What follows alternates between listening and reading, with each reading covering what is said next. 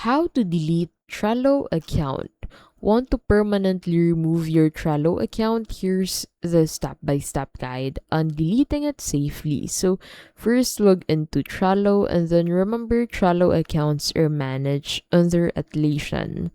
So from here, go ahead and click on your profile at the top right of your screen and then select settings and that would take you here.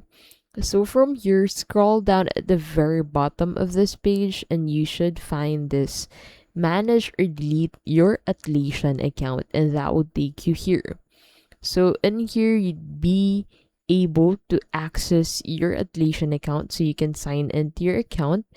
And then once you're signed into your account, inside your Atlassian account, click on account preferences and you should find this option to delete your account. So you need to confirm this, and once that is done, you'd be able to delete your Trello account.